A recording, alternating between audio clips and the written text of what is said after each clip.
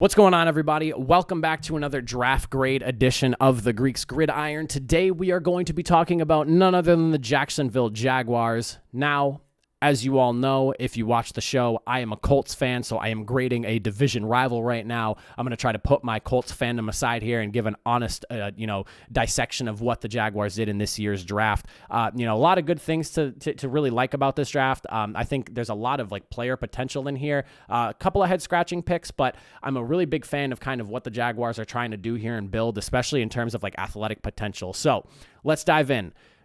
Number one, pick one.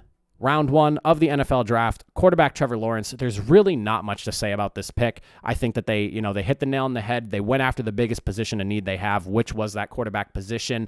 I don't really have anything negative to say about this. Trevor Lawrence has been the guy since coming out of high school. I like what they're doing with the pick. This was the commitment to bringing in a guy that has, been the guy since high school. You think of players like Peyton Manning, Eli Manning, Joe Montana, always in the spotlight their entire way up from being a young age all the way into getting into the NFL.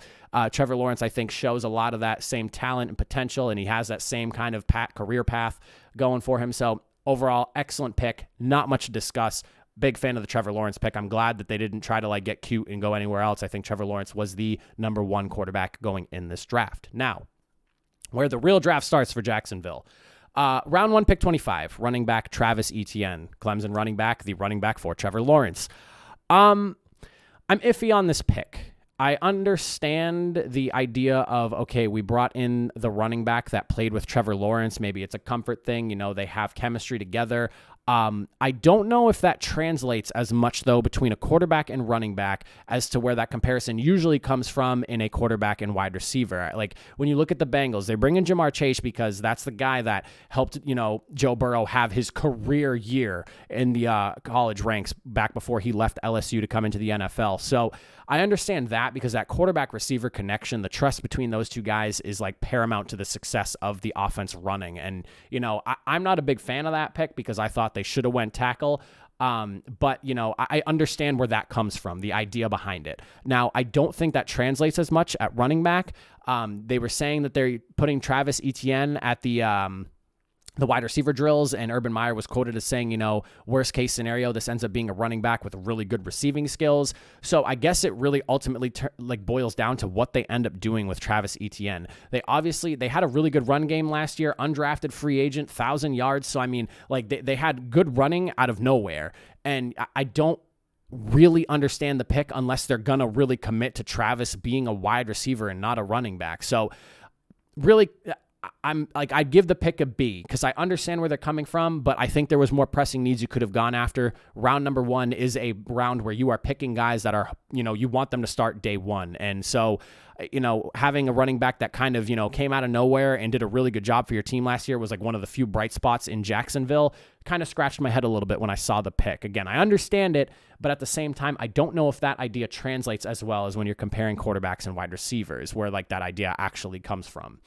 Round two, pick 33, Tyson Campbell, cornerback. I'm a really big fan of this out of Georgia. 4.4 speed. He's 6'2", a little bit thin for his size at 185, but I think he can fill out that frame a little bit more, put on an extra 5 pounds or so without losing that 4.4 speed. I think that, the prospect of him is there. He's, very athletic, big dude. He can cover the smaller guys, but he can cover the bigger guys. He's a multifaceted type of corner. This is somebody that can play just about anybody when you line them up against him. Ball instincts was the biggest critique against him. He only had 1 interception, so, that's probably the biggest question there is, can he find the football coming up into the NFL? That'll ultimately remain to be seen if that can be something he can, figure out as he works his way through his rookie year. But overall, the potential of him, I think, is really good. And that's going to be a recurring theme for this draft discussion. Hello, Gravy. Back again. I'm going to go ahead and put you on the floor there, buddy. Again, solid pick. I think it's really good. I like it. It'll just boil down to, can they produce a corner that they want out of the physical tool set that they're getting from him? The next pick, round two, pick 45. This one is kind of was this really something someone you needed to go after in the second round? Could you have maybe gotten him a little bit later? Offensive tackle Walker Little out of Stanford. Great feet, big muscular frame, in a lot better shape, I guess you could say, than some offensive tackles you would normally see. especially being taken this high. He hasn't played since week 1 of 2019. So this is where the idea of, did they really have to go this high to bring him in? I don't know. I feel like you could have maybe got him in the 3rd round, but I don't know. He has like the size, he has, the movement to play tackle. It's just a matter of where is his development. He hasn't played in 2 years. Is he going to be as good as you would hope he would be, at this point in his time, in his life, I guess you could say, or his career.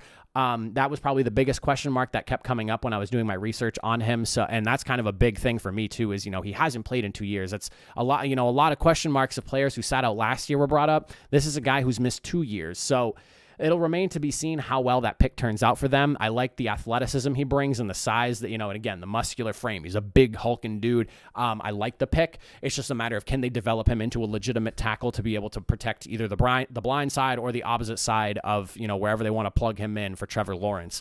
Going into round 3, pick 65, Andre Cisco, safety out of Syracuse.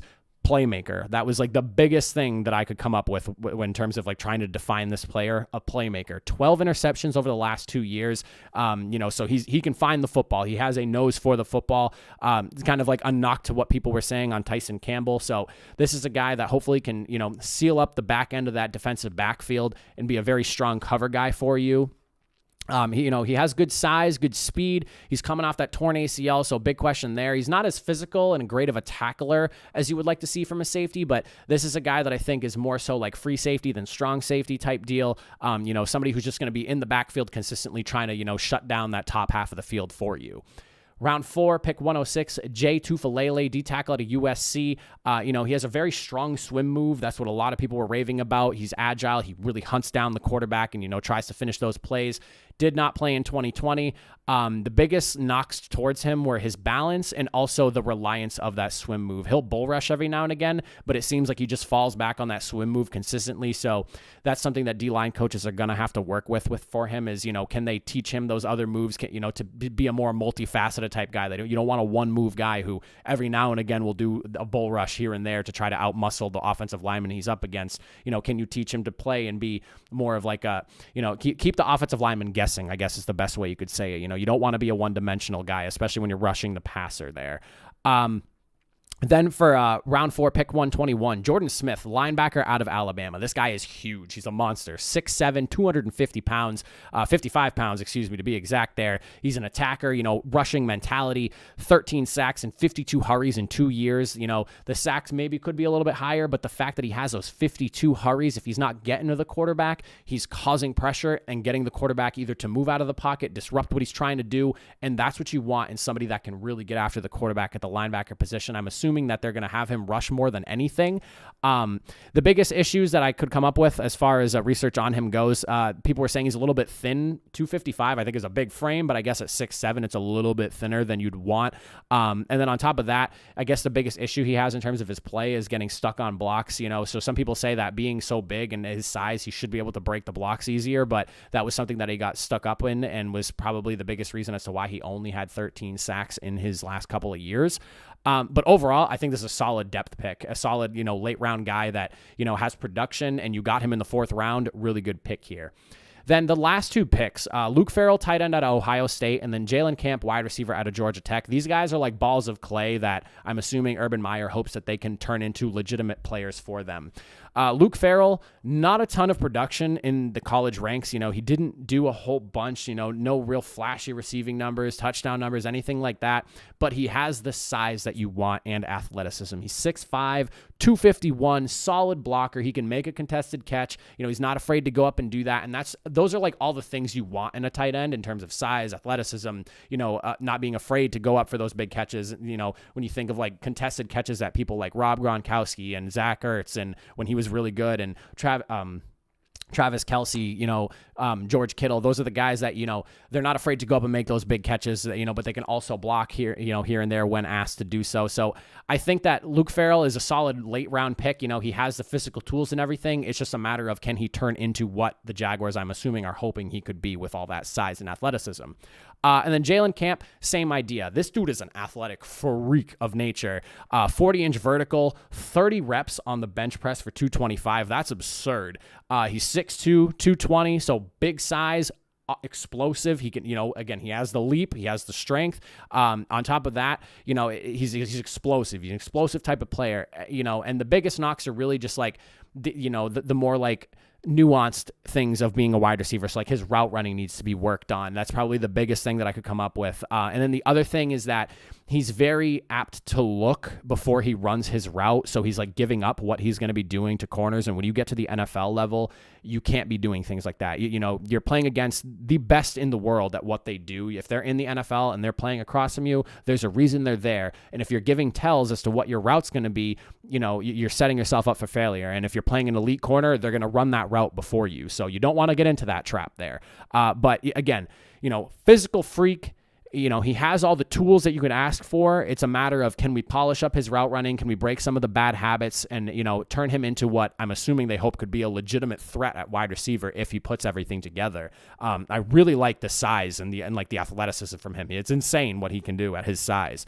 And that's the end of the draft as far as picks for them go. So the grade, I'm a Colts fan. So Jaguars fans, if you're hearing me say this right now, I am not trying to hate on the team. I actually respect what they did in the draft. I see where they're coming from, and they took a lot of like really athletic balls of clay, and they want to mold them into the players that I'm assuming Urban Meyer wants to have in his scheme. So my draft grade on Jacksonville is more so a product of like the idea that they're bringing in a lot of players with really good traits. It's just, can they turn them into what they want?